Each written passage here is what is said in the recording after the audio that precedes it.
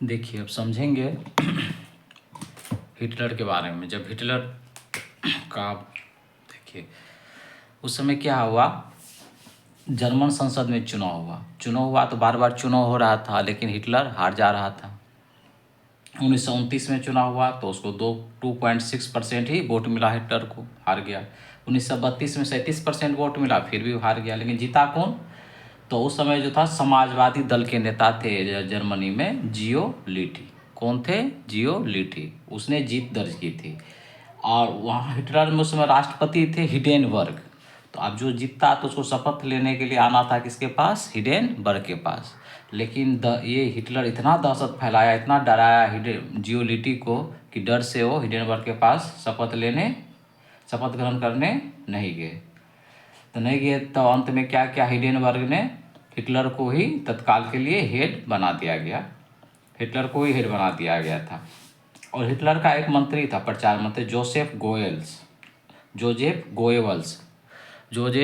Goebbels था उसका मंत्री। इसका एक ही काम था, पूरे जर्मनी में प्रोपेगेंडा फैलाना मतलब दूसरे के बारे में उल्टा सीधा बोलकर उसके बारे में बुराई करके या उसको जर्मनी के लोगों की नज़र में गिरा देना, मतलब इसका यही काम था। उसी तरह वो समाजवादी नेता जियो लिटी पर किया। वो क्या किया तो संसद में, मतलब उस समय संसद में आग लगा दिया और पूरा जिम्मेदारी किसके ऊपर थोप दिया? जियो लिटी पे। बोला कि जो है ना यही आग लगाया। क्या तो जियो लिटी तो डर से आ नहीं रहा था और आग लगा के उसका जिम्मेदार उसके पे लगा दिया। और हिटलर क्या किया, अपना कानून बनाने लगा। अपना कानून जो बनाया उसका नाम था इनेबलिंग एक्ट के तहत इनेबलिंग एक्ट पारित किया, जिसमें क्या क्या वो राष्ट्रपति जो था हिडेनबर्ग उससे हस्ताक्षर करवा लिया कि अब जो है ना जर्मनी में दो पद नहीं रहेगा। मतलब क्या, चांसलर और राष्ट्रपति का पद नहीं रहेगा। मतलब जब आप मर जाइएगा तो आपके मरने के बाद केवल जर्मनी में एक ही पद रहेगा और दोनों सब पद को ख़त्म कर दिया जाएगा। तो वो भी सोचा हिडेनबर्ग मेरे मरने के बाद नहीं, तो बोला ठीक है, तो सिग्नेचर कर दिया। तो मरने के बाद और उसके मरने के बाद क्या, उसको मारिए दिया हिटलर। उसके बाद हिटलर का अथी आ गया। इसको अब नोट्स में समझ लेंगे। वैसे ये पार्ट 3 चल रहा है, हिटलर का पार्ट 3 है, देख समझेंगे। वही है कि जर्मन के संसद में क्या हुआ, चुनाव हुआ। तो 1929 में जिस समय चुनाव हुआ था उसमें ये सब पूछ सकता है कि कितना परसेंट वोट हुआ था? 2.6%। 1932 में हुआ था तो 37% वोट आया, फिर भी हिटलर प्राप्त कर किया, लेकिन वह क्या होता, हिटलर हार जाता है। इसके विरोधी कौन थे? जियोलिटी अभी बताए हैं। जियोलिटी कौन से पार्टी के थे? समाजवादी के नेता थे। समाजवादी के नेता थे जियोलिटी। वो चुनाव जीतता है, परंतु वह हिटलर के डर से राष्ट्रपति हिडेनबर्ग के पास नहीं पहुंचता है, शपथ ग्रहण करने नहीं पहुंच पाता है। अंततः हिडेनबर्ग के द्वारा क्या कर, जब नहीं पहुंचेगा क्या करा, हिटलर को ही हेड बना दिया जाता है। अब देखेंगे हिटलर का प्रचारक मंत्री को था जोसेफ गोएबल्स। ये क्या क्या एक प्रोपेगेंडा फैलाना शुरू कर दिया। इसको इसी में प्रोपेगेंडा फैलाना, जर्मनी प्रोपेगेंडा फैलाकर स्वयं संसद में क्या किया, आग लगा दिया वहाँ के संसद में। और समाजवादी नेता जियोलिटी पर सारा जिम्मेदारी डाल दिया आग लगाने का, ठहरा दिया कि संसद में आग लगाएगा तो देशद्रोह का मुकदमा लगेगा ही। तो वही किया। अब देखिए, अब उसके बाद 3 मार्च 1933, याद रखेंगे 1933 को हिटलर एक कानून बनाया, एक पारित, कैसे, नाम क्या था, इनेबलिंग एक्ट पारित किया। और अनुच्छेद याद रखेंगे, विविया है,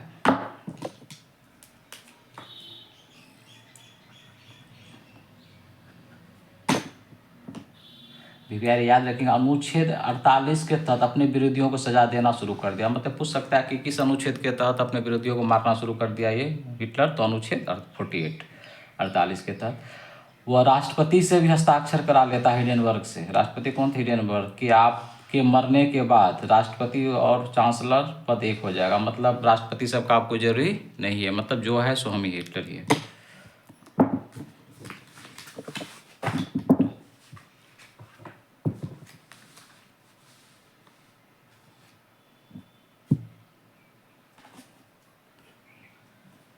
अब देखेंगे हुआ क्या कि हिडेनबर्ग जब हस्ताक्षर करने के बाद क्या क्या, वही हिटलर का आतंक फैल गया जर्मनी में, और क्या किया वो हिंडेनबर्ग जो राष्ट्रपति था उसका भी हत्या करवा दिया। मतलब चाह ही रहा था सब मर जाए, उसके बाद मेरा राज चले हिटलर का। तो उसके बाद हिटलर क्या किया, अपना जो है ना गुप्तचर पुलिस बनाना शुरू किया। और गुप्तचर पुलिस का काम था कि घूम घूम कर सिविल ड्रेस में जाना और अपने उसके विरोधी का पता लगाना। जिससे पता लग जाता था मेरा विरोधी है, विरोध उसको सीधा मार दिया जाता था। तो ये भिविया है कि उसके पुलिस, गुप्तचर पुलिस का नाम क्या था, गुस्तापो। तो गुप्तचर पुलिस किसका है, गुस्तापो, हिटलर का, याद रखेंगे। उसको पूरा पावर दे दिया था अपने विरोधी को खाली पकड़ने के लिए और उसको मारने के लिए। हिटलर का जो विचार था, हिटलर क्या सोचता, तो नस्लवाद से प्रभावित था, वो नस्लवाद पे ज़्यादा जोर देता था। उसका कहना था कि नस्लवाद मतलब अच्छे नस्ल का जो है वो उसको मानता देता था, खराब नस्ल वाले को देखना नहीं चाहता, उसको सीधे मार देता था। वो अच्छे नस्ल में जैसे भूरा आँख वाले एकदम उसके बाल वाले उस टाइप के पे ध्यान देते थे। हिटलर नस्लवाद से प्रभावित थे। मतलब नस्लवाद किसका, चार्ल्स डार्विन के विकासवादी सिद्धांत को समर्थन देता था हिटलर। चार्ल्स डार्विन का जो विकासवादी सिद्धांत था उस पर चलता था। दूसरा एक और थे हर्बर्ट स्पेंसर के सर्वाइवल ऑफ द फिटेस्ट के सिद्धांत का भी समर्थन करता था। ये दोनों, ये सब इंपॉर्टेंट है, नोट्स में हम भी कर देंगे, आप देख लीजिएगा। हिटलर जो है ना यहूदियों से काफ़ी नफरत करता था और ईसाई धर्म का उत्थान चाहता था। यहूदियों को ख़त्म करना चाहता था, लेकिन ईसाई धर्म को बढ़ाना चाहता था। यहूदी को तो पूरा एकदम समाप्त ही कर दिया, उसको तो उसके लिए तो पूरा तानाशाही बन गया, उसके बहुत कष्ट देता था यहूदी को। वह नस्लवाद के सिद्धांत पर उस समय क्या किया, नस्लवाद के सिद्धांत पर श्रेणी में बांट दिया, कुछ सब श्रेणी में नस्लवाद में कौन जाति सबसे उच्च है, उससे नीचा कौन है। तो पहले चलिए इतना नोट्स में देख लेते हैं। हिंडेनबर्ग के हस्ताक्षर करने के बाद, जैसे हिंडेनबर्ग हस्ताक्षर कर दिया और उसके बाद इसका आतंक शुरू हो गया, अपना आतंक फैला देता है और पूरा हिटलर राष्ट्रपति हिंडेनबर्ग का भी हत्या करवा देता है। हिटलर के पुलिस का, गुप्तचर पुलिस का क्या नाम था, गुस्तापो, याद रखेंगे, भिविया है।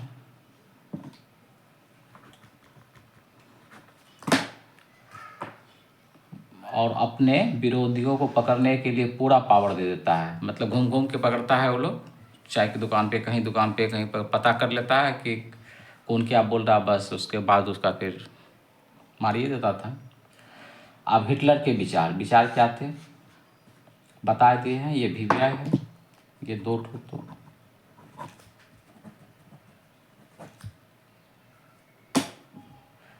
भिविया है। मतलब क्या, हिटलर नस्लवाद के विचार से प्रभावित थे और चार्ल्स डार्विन, ये भिविया, चार्ल्स डार्विन के विकासवादी सिद्धांत का समर्थन करता था। इसमें पूछ सकता है कि कौन सा जो है ना चार्ल्स डार्विन के विकासवादी सिद्धांत समर्थन करते थे, तो हिटलर का दूसरा भी था हर्बर्ट स्पेंसर, याद रखिए, हर्बर्ट स्पेंसर के the survival of the fittest सिद्धांत का भी समर्थन करता था। हिटलर किससे नफरत करता था, पहले बता चुके हैं, यहूदियों से नफरत करता था तथा ईसाई धर्म का उत्थान चाहता था। देखें, वह नस्लवाद बताए, वो नस्लवाद के सिद्धांत पर उस समय सभी जातियों को अच्छी श्रेणीबद्ध किया था। नस्लवाद पे उसमें सबसे नंबर 1 में ब्लांड जाति था। इसे क्या कहा गया, इन्हें नॉर्डिक जर्मन आर्य कहा गया इसी को, ठीक है। इसका भूरे आँख वाले थे, ये भूरे आँख वाले थे।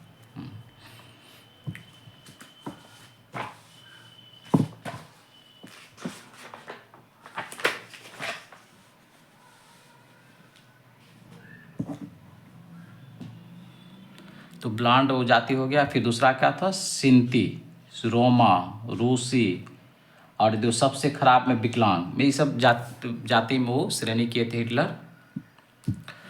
और विकलांग का तो बुरा हाल था, समझिए विकलांग थे, इसका कैसा कंडीशन होगा। हिटलर क्या किया, इसको यूथनेजिया मतलब दया मृत्यु देता था इसको। जब मन तो रखेगा तो मारने का मार देता था, दया मृत्यु, ठीक है। और यहूदी का तो बुरा, सबसे नीचे यहूदी को रखा था। इसे हिटलर ने जातियों की श्रेणी में सबसे नीचे रखा, यहूदियों को बता रहे थे।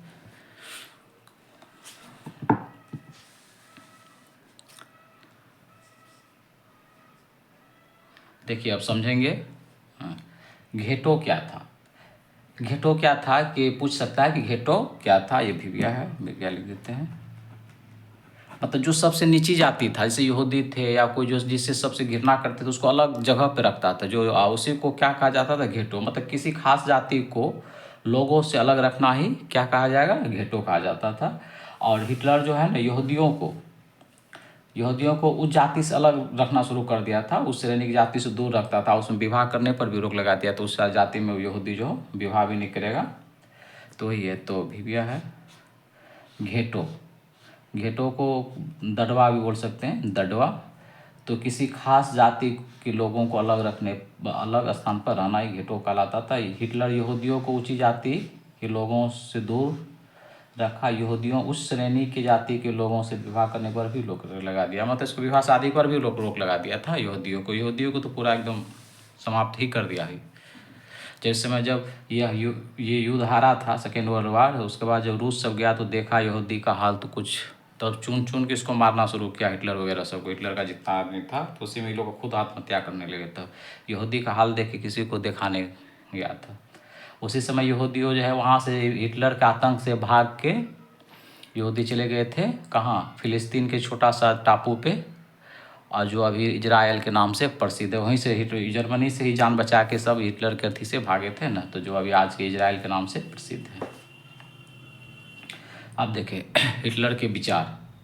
तो हिटलर के विचार का पहला चरण क्या, बहिष्कार का चरण, मतलब घेटोकरण, मतलब वही यहूदियों को अलग करना, बहिष्कार करना ही है। तो हिटलर के विचार का पहला चरण बहिष्कार चल रहा था, घेटोकरण, किसी खास जाति को अलग करके रखना।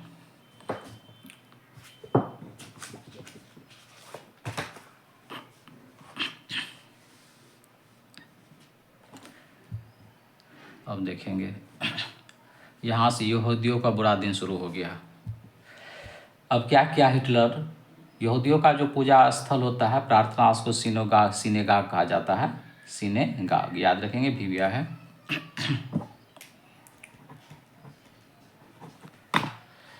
तो सिनेगाग कहा जाता है। तो यहूदियों के प्रार्थना स्थल को सिनेगाग कहा जाता है। अब क्या किया हिटलर के लोग, सिनेगाग पर हमला शुरू कर दिया, अटैक करना शुरू कर दिया। यहूदियों को धर्म ग्रंथ तोरा था, ठीक है, तोरा, उसको भी जलाना शुरू कर दिया, जलाने में लग गए।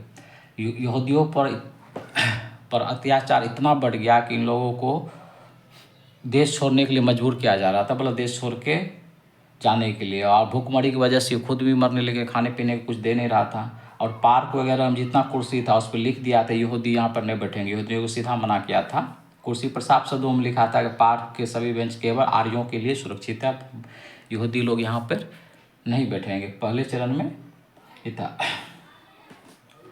और हिटलर क्या क्या यहूदियों से कह रहा था कि हमारे बीच तुम्हें नागरिक की तरह रहने का कोई हक नहीं है।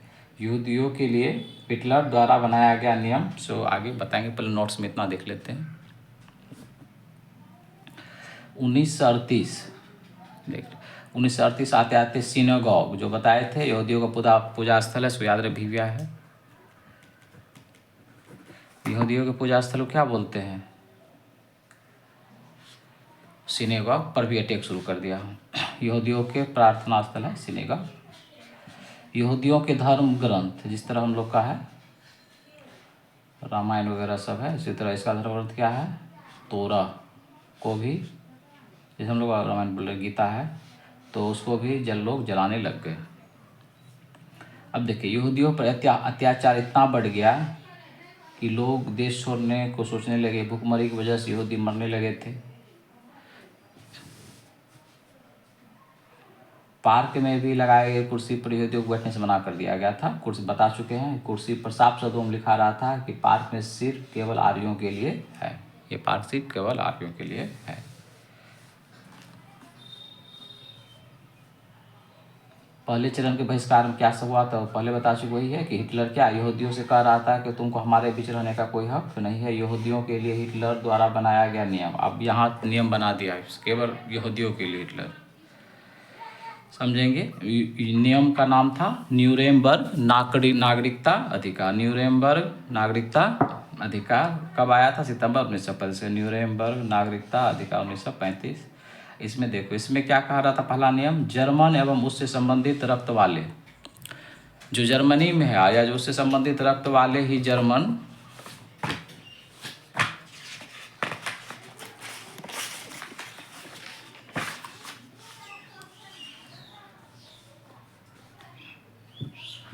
उससे संबंधित रक्त वाले क्या होंगे, जर्मन नागरिक होंगे और उन्हें समाज का संरक्षण मिलेगा। मतलब नियम आप बना दिया। देखिए अब सबको साम्राज्य का संरक्षण नहीं मिलेगा। और यहूदियों और जर्मनों के बीच विवाह पर रोक लगा दिया उस नियम में। ठीक है, यहूदियों और जर्मनों के बीच विवाह पर रोक लगा दिया। यहूदियों और जर्मन के बीच विवाह संबंधी को अपराध घोषित कर दिया। यहूदियों द्वारा यहूदियों को राष्ट्रीय ध्वज फहराने पर भी रोक लगा दिया गया। देखिए कितना उसके साथ नाइंसाफ़ी कर रहा था। तो दूसरा नियम है यहूदियों और जर्मन के बीच विवाह पर रोक। यहूदियों और जर्मन के विवाह अपराध घोषित कर दिए गए। यहूदियों द्वारा राष्ट्रीय ध्वज फहराने पर रोक लगा दी गई।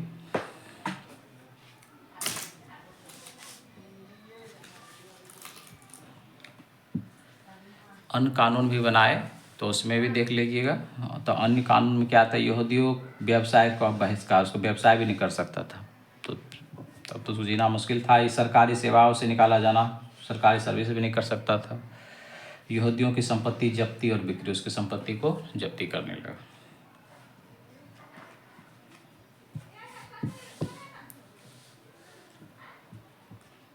अब दूसरा चरण आप देखिए, महाध्वंस बर्बादी, मतलब दड़वाबंदी दूसरा चरण आ गया। होलोकास्ट मतलब महाध्वंस। अब देखिए इसमें क्या हो गया, यहाँ तो यहूदियों को जीने का अस्तित्व पर ही खतरा मंडराने लगा। उसको अस्तित्व ही समाप्त करने पर अब हिटलर आ गया। यहूदियों को पकड़ पकड़ के एक साथ हत्या करने लगा, मारने लगा, एक एक साथ हत्या कर देता। तो वो अपने सैनिकों द्वारा हिटलर अपमानित करके बहुत कष्ट तकलीफ देता रहा। और उसके बंद कमरे में क्या करता था, सबको यहूदी को पकड़ के ले जाता था, बहुत कष्ट देता था और एक जगह जहरीला गैस छोड़ के सबका हत्या एक साथ कर देता था। तो वही यहूदियों को ईसाइयों के साथ जीने का अस्तित्व समाप्त कर दिया गया। यहूदियों को पकड़ पकड़ कर एक साथ हत्या की गई। उन्हें अपने सैनिकों द्वारा हिटलर अपमानित करके, मतलब हिटलर जो अपमानित करके बहुत कष्ट और तकलीफ देता रहा और दूसरे एक तथा कमरे में बंद करके जहरीला गैस छोड़ कर इन्हें मार दिया जाता था। एक साथ सभी को मार दिया जाता था।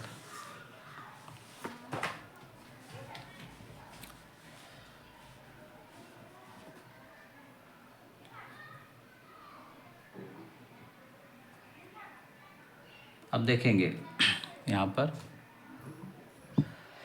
यहूदी अपना दर्द किसी से नहीं कह सकते तो किससे बोलता, अपना दर्द किसी से बोल नहीं सकते थे। कुछ यहूदी किसी तरह अपना जान बचाकर फिलिस्तीन के एक छोटे से क्षेत्र पर जाके बस गया। कुछ वहाँ से भागा जिसे तैसे, तो फिलिस्तीन के एक छोटे से क्षेत्र द्वीप पर जाके बस गया। वही आज के इजराइल है, जहाँ यहूदी लोग आकर बस गए। इससे आज अमेरिका जैसा देश सहयोग कर रहा है, समर्थन दे रहा है।